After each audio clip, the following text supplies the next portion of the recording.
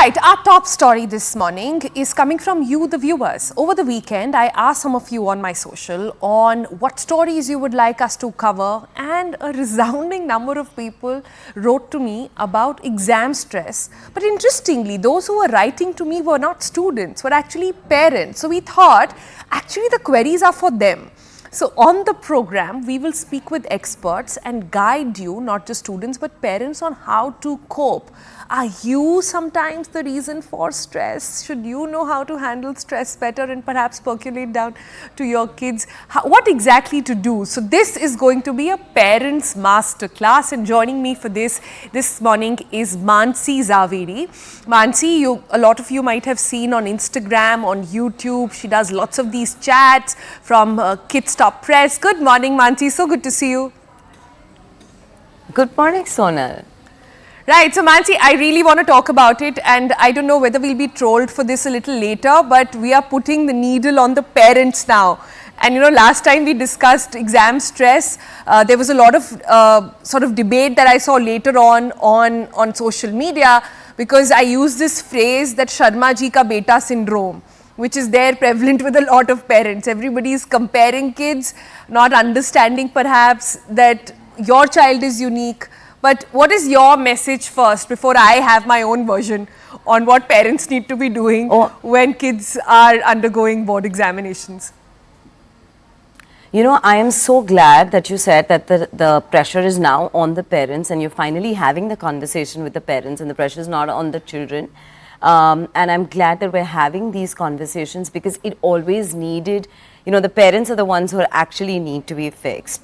And they need to understand that this passing off of this unrequited dream syndrome that we continue to have, and how we almost film our child's life right from birth to where he's going to land up, that narrative needs to change. And I'm really, really happy, Sonal, that you've picked up the conversation on this.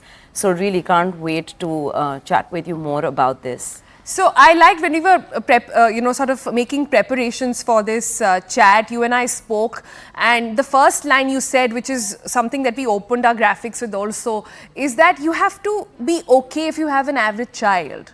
Not every child will be a topper. Right. Not every child should even aim to be that. They perhaps want to be just the best version of themselves.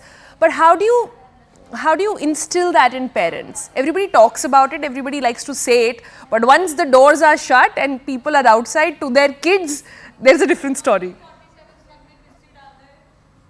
Right. So let's understand. First up, I don't believe that any child is average. I truly believe that every child is unique, every child is special. They may have different passion points and different pursuits, and parents need to be supportive in that field or passion point. So I do not believe that any child is actually is absolutely average. But parents need to understand what is the role of an exam, right? The role of an exam is to translate the understanding of a concept and its application in a given period of time, to check grit, concept understanding and discipline of the child, that this is what they've studied, right? Now we've gone a level extra to actually convert it into marks and then add on to the pressure, right? And you're rightly talking about this poem that we actually shared on Kids Top Press, which was about the reunion. Yeah. And how many of us go back to our school and college days and think about that one boy who thought was going to come last in class is a great fashion designer, or somebody is a teacher, or somebody who is always standing outside class is an army officer. And like when you said that you're talking about average kids, what it's taught me is that everybody has something to showcase. And I'll specifically mention, because you mentioned about getting into IITs and IIMs, while these are great institutions, parents need to understand that India has a denominator effect, and these institutions have a certain number of capacity that they can actually operate with, right?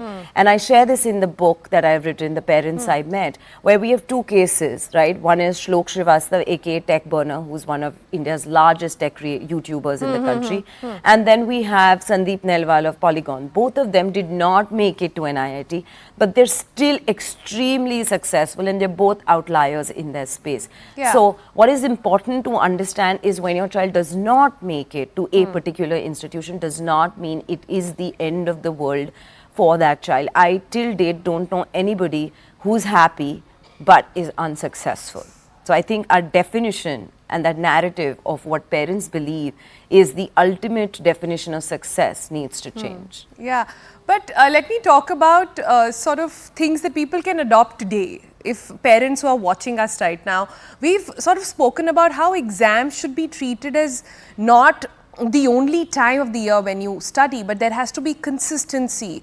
And also this whole phenomena that if you want your child to be disciplined, which is what parents keep asking for, they want them to get into a routine, it has to happen throughout the year. It can't be only specific to exams, because that's when in the child's mind it starts appearing, okay, now I have to do something. Like that differentiator has to go. Oh, absolutely. I completely agree with you there that, that we need to stop just working around it just during the exam time. So let's take 2 or 3 ways of how we can go about doing this and how parents can enable doing this. So Sonal, when I've spoken to students that why do they feel this pressure, the 3 or 4 top reasons that actually come is distractions, that they're being, they feel like there are social media distractions, or the second is they're constantly being compared, and that causes a lot of aggression and anxiety within children. And third is the parental pressure. They constantly feel the high expectations that their parents load onto them. Now let's see how we can make these into actionable results for our children, right? Like really, what can parents and students, educators and stakeholders do in the entire ecosystem?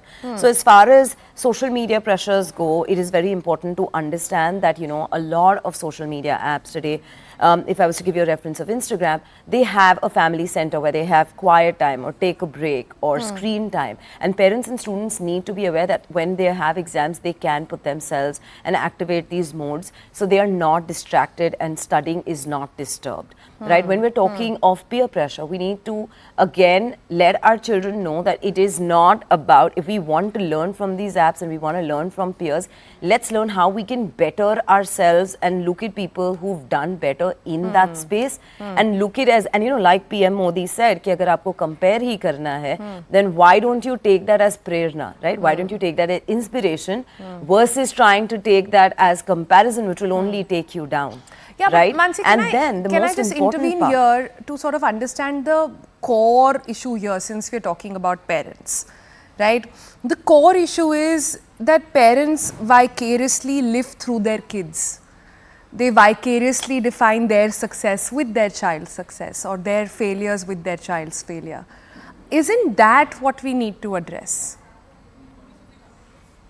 I'm with you 100% that yes, the parents are vicariously living their dreams through their children, and the children, like I said, one of the biggest pressures, and I've been speaking to children across different schools in different parts of the country, Sonal, and they are saying that they're feeling the pressure, right? They're feeling the pressure of performance, and that's why we're seeing really, really high numbers, right? Like we quoted, or what the NCRB has said, that India experiences 13,000 students who died in 2023, of which 2,000 were due to exams, and that is almost 5 deaths a day in India, and that is a really, really high number. And of these, students are saying that 51% is due to pressure of the studies and 31% is due to failure in exams, right? So what is important to note is that parents, if you're going to just load it on in the last minute, it's not going to help. Kids are struggling with time management. Kids are struggling to find how to be more productive or how to map your expectations. So what is important is to also tell them that it is not the outcome, it is not the end of the world, and what you need to do is support them in whatever they want to do.